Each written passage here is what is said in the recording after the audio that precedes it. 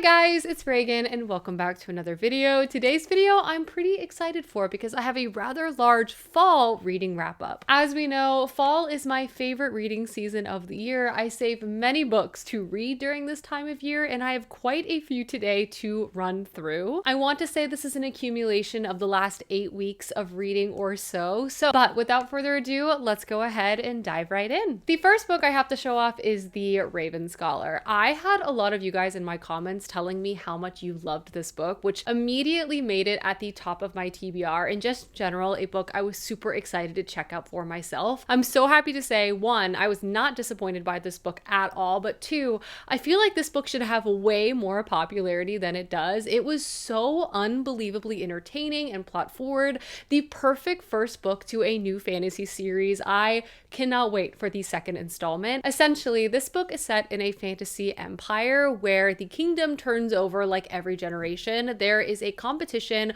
for the throne by all these different political houses, and at the end the winner becomes the emperor. Now the emperor is about to step down, this competition is about to begin, and we're introduced to our main character, who is the high scholar of the realm. She's a raven. Her house is the Raven House, so scholarly work is very central to their ambition and their talents. However, though, she herself is very ostracized. At the beginning of this book, this competition is just about to kick off, but one of the contestants is found dead, and now our main character is pulled into this investigation, having to find not only the murderer, but also now participate within the competition itself. This book has so many different tropes at play, but they all work. Not only do you have a fantastic cast of characters featuring all these different competitors in these different houses, but also the political intrigue, the secrets, the backstabbing is just so well done too. All of these characters also have so much history with each other, and our main character Nima just anchors the story so well. I felt like my jaw was dropping every other chapter.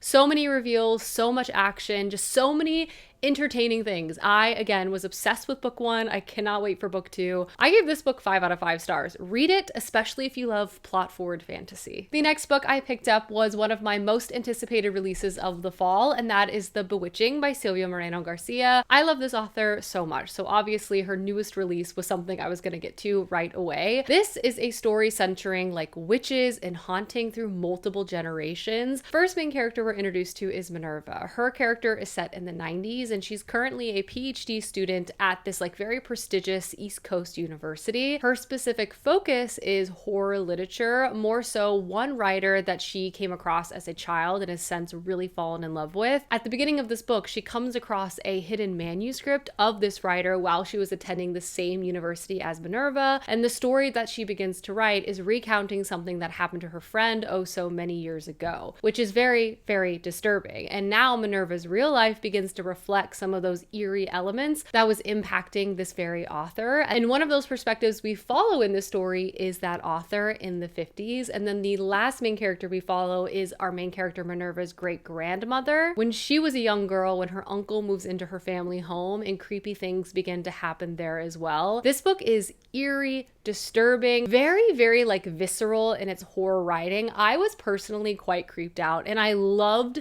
the intersection of all of the plot lines and stories in this book. I especially loved the storyline featuring Minerva's great-grandmother. Let's just say some of the choices that Silvia Moreno Garcia made are quite shocking, but I thought they worked very, very well, and I was creeped out. This is a perfect witchy atmospheric fall read.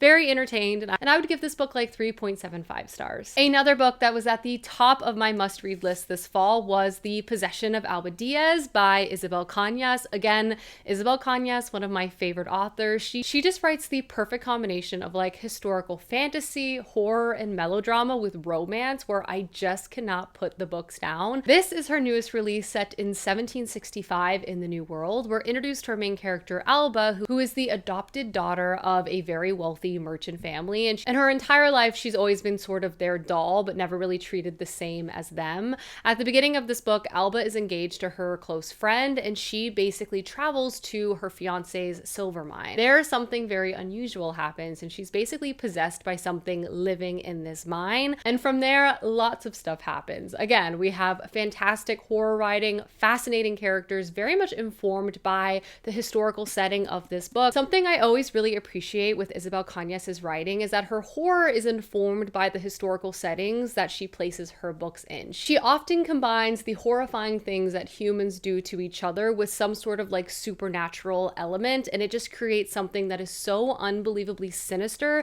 and believable that I just am obsessed, to be honest. This book in particular, I felt like reached new heights. It almost felt more like a folklore-esque story, which I thought was a really interesting twist to the entire thing. All in all, this for sure kept me on the edge of my seat. It was disturbing, interesting, fast-paced. I wouldn't say it's my favorite by this author, but I would still highly recommend it, and I ended up giving it 4 stars. Favorite authors just keep running through, because the next book I have to talk about is Hemlock and Silver by T. Kingfisher. In a lot of ways, fall kicks off with me reading whatever new book T. Kingfisher puts out. She is just known for her dark reimaginings of fairy tales, and this is a retelling of the story of Snow White. In this book, we're introduced to our main character, Anya, and she is obsessed with poisons, specifically finding antidotes for poison. She's very much a scholar. And at the beginning of this story, the king of the realm visits our main character, desperate for her help because he believes his daughter Snow is being poisoned, but he can't figure out by what or by who. Anya, obviously not really overjoyed with the idea of getting involved with courtly politics, decides to go to the capital anyway to see if she can help. And from there, mystery and court intrigue begin to rule the day. She is helped by some unlikely figures, including a quiet knight and a very grumpy and funny cat. But this just has a wonderful combination of T. Kingfisher's like lovely character work. Her books somehow always feel cozy, even if there's like a very heart-wrenching and intense plotline at the core of the stories too. She also often centers like very capable older female leads within fantasy worlds, which I like. And I felt it was especially fun with Anya because it almost had this like medical mystery element to it because our main character was so well versed in like apothecary. I wouldn't say this was my favorite T. Kingfisher read, but I definitely enjoyed it quite a bit and would for sure recommend it. I ended up giving it 3.5 stars. The next book I read kicked off an obsession with this author. I've read 3 of her books over the last couple of months and have loved all of them. But the book I started with was A Far Better Thing by H.G. Perry. H.G. Perry is a perfect example of the type of fantasy writing I love. All 3 of the books I've read so far have been fantasy standalones. They've been written in a style that matches the historical setting they're inspired by.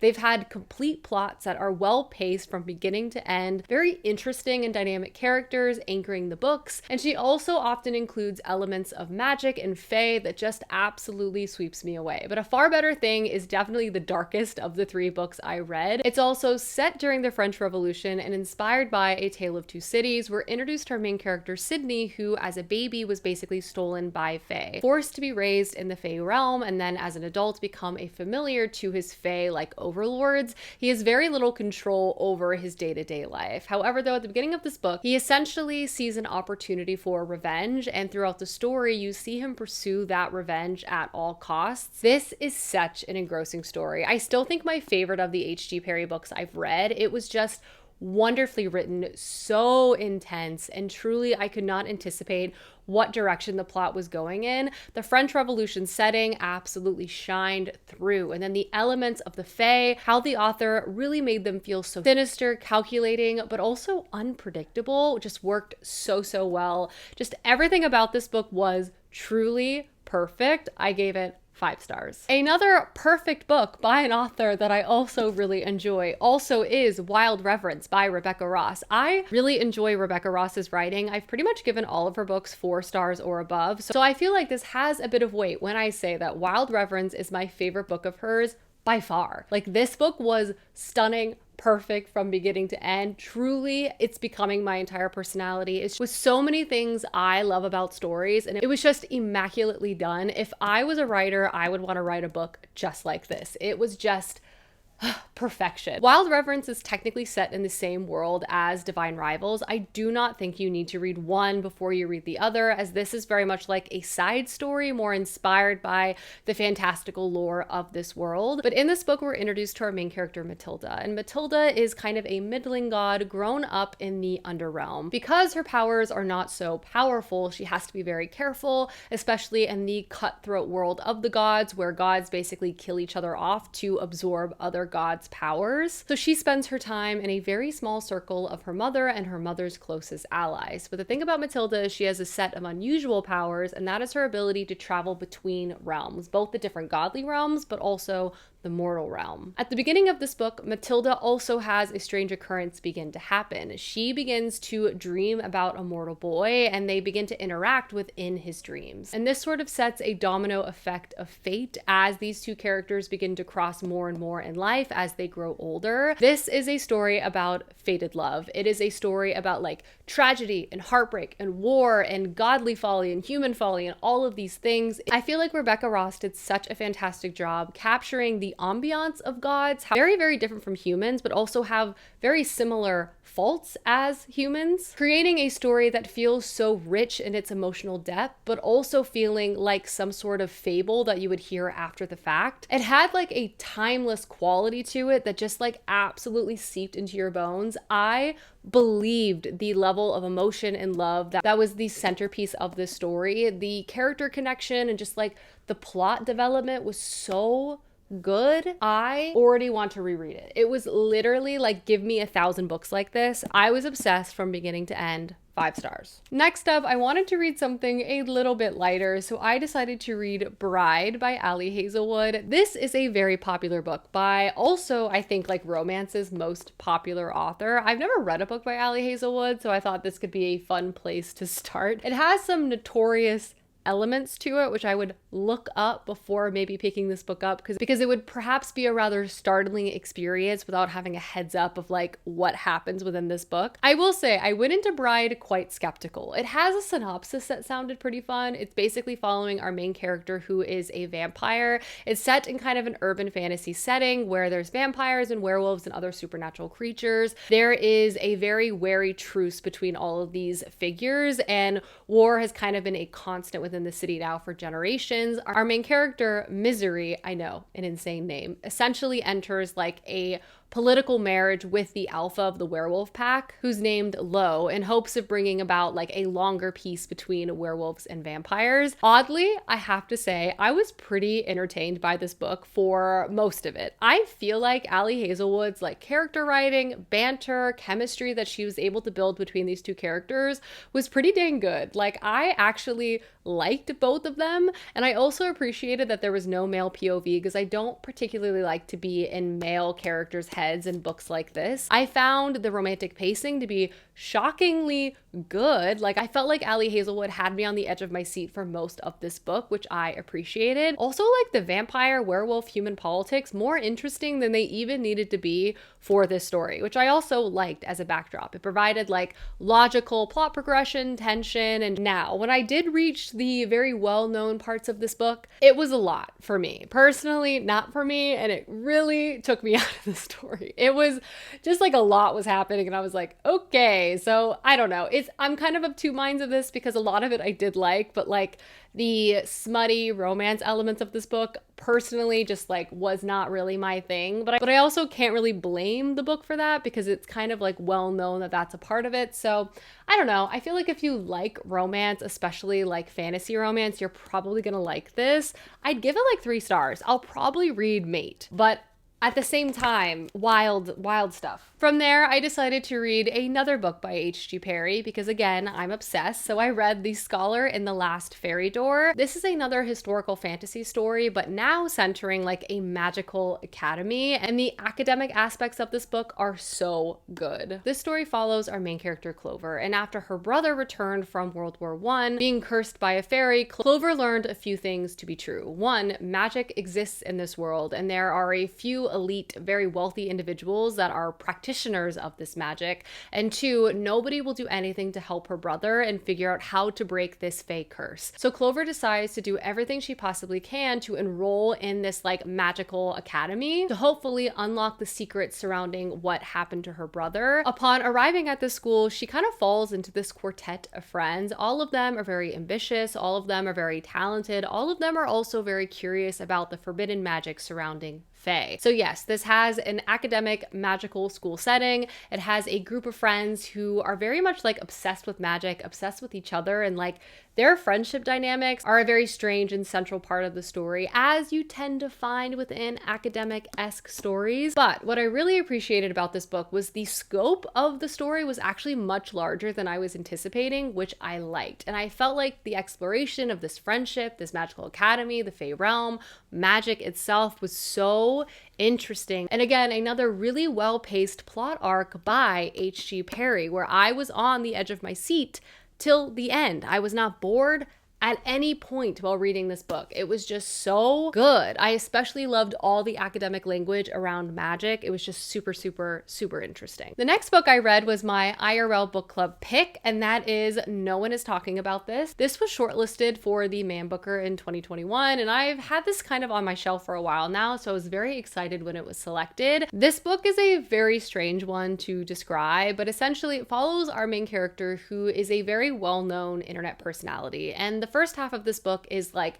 a stream of consciousness experience of her takes on the internet and her life as it relates to the internet, which she calls the portal. The second half of the book takes a sharp left, which I felt like really added an interesting dynamic to the first half of the story. I feel like it's best to go into this knowing as little as possible, but what I will say is I feel like it's very difficult for me to read a book that has a lot of commentary on the internet where I come away thinking that it wasn't like contrived or like an obvious statement about the internet at large. I felt like this author has the language and understanding of key parts of the internet to discuss those parts of the internet. And I also feel like she wasn't trying to speak about the internet at large either, which I also felt was pretty interesting. I liked this. It's a difficult read. It's an unusual read, but I also came away from it happy that I picked it up, but it's for sure not going to be for everyone. But I would recommend it, especially if you like modern meditations on the online space, if you will. And I would give this like a 3.75 stars. Next up, I finally returned to a series I've been meaning to read for a while, and that is the Suneater series. And I read The Howling Dark, which is book 2 of this series. I read the first chunk of this like last year and honestly was like very confused. I don't think I was in the right headspace for it, but I picked it up again and I did enjoy it a lot more the second time. This is a very popular like space opera series following our main character Hadrian, who is essentially recounting his entire life to us. He lets us know right away that he is considered by some like the greatest hero the galaxy has ever seen, and by others like the greatest villain that's ever existed. And he's letting us know everything so we can draw our own conclusions. This book is set in a sci-fi landscape very much inspired by Dune, where it has this like medieval fiefdom-esque political structure with all of these planets having powerful aristocratic families, and also where like technology is actually outlawed and controlled by this religious organization. So like technology exists, but no one really knows how to use it, which I always think is like an interesting backdrop for stories to take place. Book 1 very much read kind of like a prequel, giving us Hadrian in lots of different settings as he was working up his character, his motivations, those types of things. Book 2 really begins to start the overall plot as he's venturing out on what he feels like is his greatest mission in life, which is to bring about peace to the galaxy. The journey of this book was actually quite a wild ride. Structurally speaking, I would say like the first 200 pages are a little bit disorienting because there's actually a rather significant time skip. Part of the plot of the story is there's a lot of space travel. So people go like on ice for 10, 20 years at a time, which does add an interesting wrinkle when it comes to like politics and interpersonal connections. But also this book was a lot about like world building, giving us a window into other galaxy systems, figures within, you know, this whole arena at large. But what I was most impressed by actually was like the amount of plot. This book is dramatic. It's also a little bit melodramatic. The narration quality is quite dramatic, though I do feel like the character is a bit self-aware of that. So at times it does feel like a bit of a slow read. At times I do feel like I'm kind of like, okay, what's the point here? When are we going to get through this? But I will say when the plot is plotting, it's definitely plotting. Like so much stuff happened in this, like way more than I was expecting.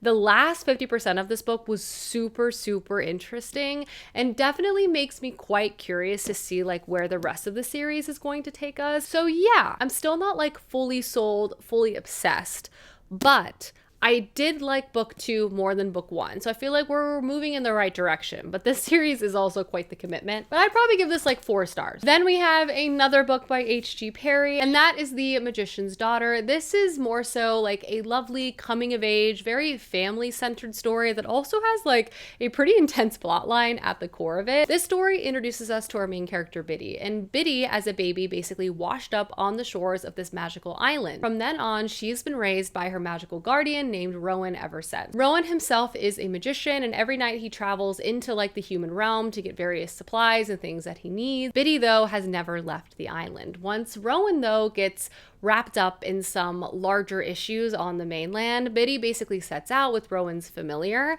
to try to save him and also kind of like come into herself, discover the world for the first time, and these types of things. This book is quite charming. First off, Biddy is just so cute. And I also feel like the author had a really nice balance of like the bittersweet elements of growing up. On the one hand, Biddy was very excited to venture out into the wide world, see all of the things she's only read about in books, but also aspects of becoming an adult is quite hard. Feeling frustrated with your parent for lying to you or not giving you the full story, feeling like you want to have the full responsibility of things on your shoulders when they're also trying to protect you, creates like a complex dynamic that needs to be sort of worked out. And I feel like that aspect of the family relationship was very much at the core of this book, which I really appreciated. So much of the story was Biddy trying to save the ones she loves most and kind of tackling with the gray areas of humans.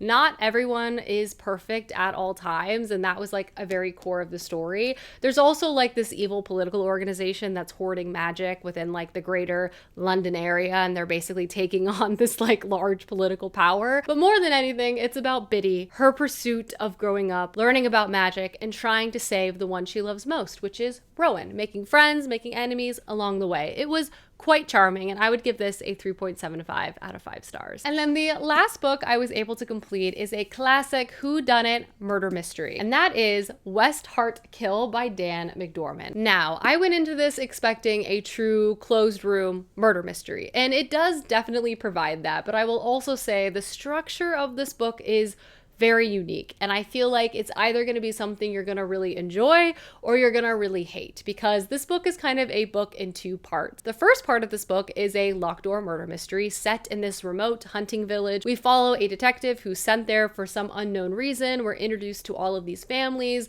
their illustrious ties to each other, the backstabbing, the immorality that's existing here, and we also meet multiple murderers and everyone being trapped on this property after a large storm. On the other side, we also have an author who is constantly directly talking to us, the reader. This book is like part mystery, part thesis on the murder mystery genre at large. We are referencing, chatting through famous mystery writers, mystery novels, different movements within the genre space, and also an author directly confronting us, the reader, about how we consume mysteries, how we're consuming this mystery, if we are in fact paying attention. For the most part, I enjoyed both parts of this book, but I didn't love either parts of this book. I felt the mystery was okay. I found it to be pretty entertaining, but also a little convoluted and hard to follow all the characters. And then ultimately the grand reveal at the end to not be as satisfying as I think the author intended it to be. And then at the same time, I appreciated some of the unique structure, but also it felt a little spoilery for some books I maybe hadn't gotten to yet. And the author was a little bit on a high horse at times, you know? But again, I appreciated the uniqueness at least. And I would recommend this, especially if you love classic murder mysteries. I would give it like 3 stars though. Alrighty guys, those are all the books I've read so far this fall. Let me know down below some books you've read recently, as I would love to know. And I will see you guys soon with another video soon. Goodbye.